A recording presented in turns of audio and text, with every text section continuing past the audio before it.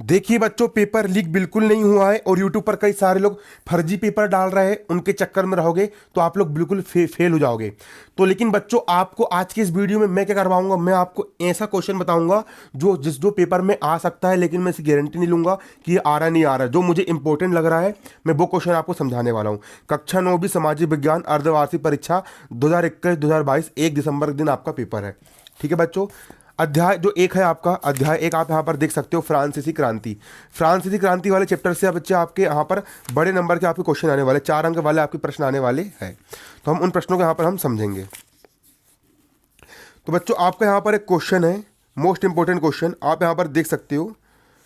ठीक है, आप यहाँ पर देख लीजिए, ये आपका क्वेश्चन है। इस क्वेश्चन को आप तुरंत अभी तैयार कर लीजिए।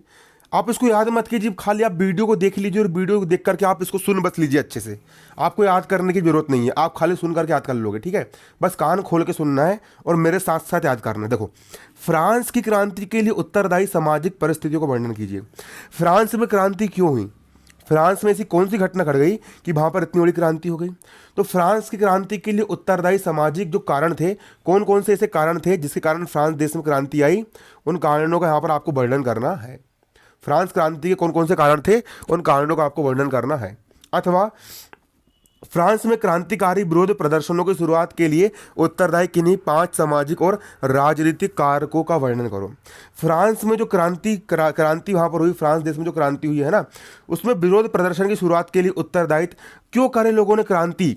क्या जरूरत पड़ गई कि एकदम से इतनी बड़ी क्रांति करना पड़ा फ्रांस में? ठीक है, कहां पर? फ्रांस में। तो उसका उत्तर देखिए, फ्रांस की क्रांति के समय वहां का जो राजा था, ठीक है, फ्रांस की क्रांति के समय वहां का जो समाज था 3 भागों में बटा हुआ था।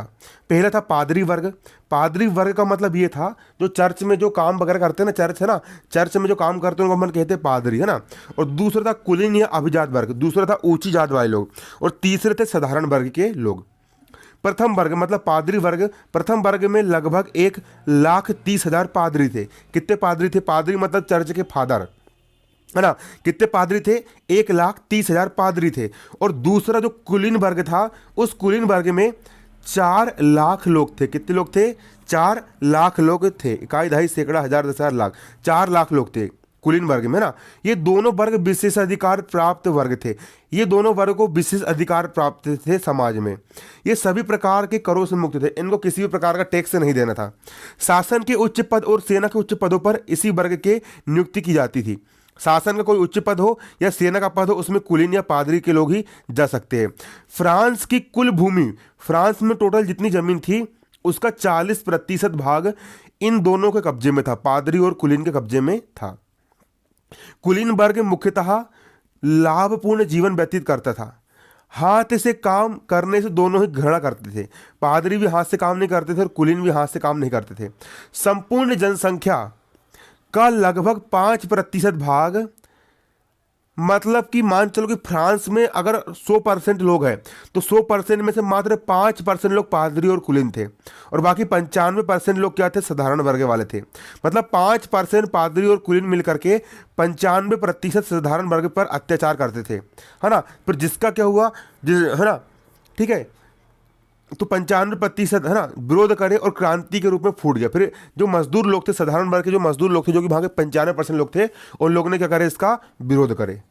इसके बाद कुलीनों के अतिरिक्त अन्य विशेषाधिकारी वर्ग पादरियों का था। कुलीन के अतिरिक्त अन्य जो वर्ग था वो किसका था? पादरियों का था। यह वर्ग कुलीनों से अधिक प्रभावशाली था। ठीक है, चर्च की विशाल संपत्ति का उपभोग, चर्च जो था, चर्च की इतनी बड़ी विशाल संपत्ति का उपभोग कौन करता था? पादरी वर्ग ही करता था। अनुमान था चर्च के पास देश की भूमि का लगभग 5वां भाग था, जिससे बहुत बड़ी आमदनी होती थी।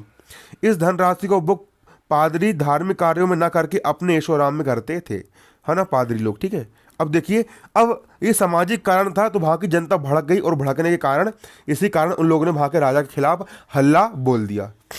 अगला आप यहां पर देख सकते हो, राजनीतिक कारण। अगला यहां पर आपका राजनीतिक कारण। राजनीतिक कारण में पहला पॉइंट है राजा की निरंकुशता। राजनीतिक कारण का आपका पहला पॉइंट क्या है? राजा की निरंकुशता। तो देखिए, वहां का जो राजा था, फ्रांस का राजा, वो बहुत घटिया था। फ्रांस का शासक लुई 16 लुई 16वां नाम था उसका नाम क्या था? लुई 16वां था, फ्रांस के राजा का नाम। एक निरंकुश शासक था, उस पर कोई अंकुश नहीं लगा सकता था। वह जिद्दी, बुद्धिहीन, उसके अंदर दिमाग भी नहीं था और सामाजिक कार्यों के प्रति उदासीन रहने वाला था।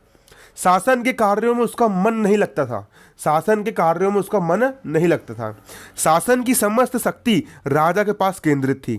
वह देवी अधिकारों के सिद्धांत में आस्था रखता था। वो ये मानता था कि मेरे को जो शक्ति आई है भगवान के कारण मुझे मिली है। ठीक है।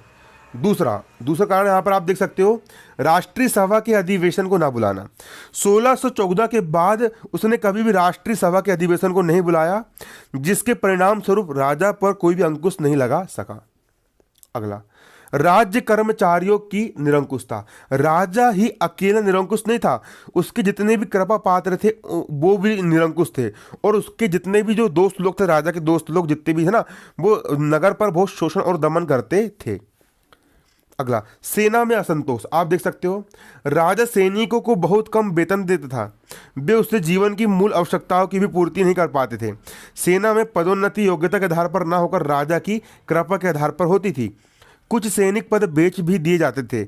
सेना जो थी वो राजा से संतुष्ट नहीं थी। इसी कारण मतलब कि वहां के लोगों ने क्या कर दिए, क्रांति कर दिए। आपको इतना लिख करके जाना है बच्चों। आप लोग क्या करो, आप लोग ना इसके पॉइंट पर याद कर लो, अंदर की डिटेल आप मन से भी लिख करके आ सकते हो। तो बच्चों आपको चैप्टर 1 में मात्र इतना ही पढ़ना है, इसके अलावा आपको चैप्टर 1 में कुछ भी नहीं पढ़ना है। इसके पहले मैंने चैप्टर 1 में और भी क्वेश्चंस मैंने पढ़ा चुका हूं। वो क्वेश्चंस आपको कहां मिलेंगे, वीडियो देखो, भारतीय शेर 9th, ये 9वीं class MP board Hindi medium वाले बच्चों का चैनल है। इस पर आपकी अर्धवार्षिक परीक्षा और वार्षिक परीक्षा की आपकी संपूर्ण तैयारी करवाई जाएगी बच्चों। ये जो आपका जो चैनल है भारतीय शेर 9th, आपका ये जो चैनल है भारतीय शेर 9th, इस पर आपकी बच्चों कक्षा 9वीं अर्धवार्षिक परीक्षा और कक्षा 9वीं अर्धवार्षिक परीक्षा और कक्षा 9वीं वार्षिक परीक्षा की पूरी तैयारी करवाई जाएगी। सामाजिक विज्ञान अगर आप और पढ़ना चाहते हो तो और सामाजिक विज्ञान पढ़ने के लिए मेरे प्यारे बच्चों आप लोग YouTube पर टाइप कीजिए भारतीय शेर 9th, वहां पर चैनल पर आपको एक प्लेलिस्ट मिल जाएगी अर्धवार्षिक परीक्षा सामाजिक विज्ञान, उस पर क्लिक कीजिए और उस पर जितने भी वीडियो डले हैं उन सारे वीडियोस को आप लोग देख लीजिए। उतने वीडियो अगर आपने देख लिए और उससे अगर आपने पढ़ लिए, आपका 80 नंबर का पेपर है, आपके 65 से ऊपर नंबर लाने की जवाबदारी मैं लेता हूं। धन्यवाद। जय हिंद, जय भारत।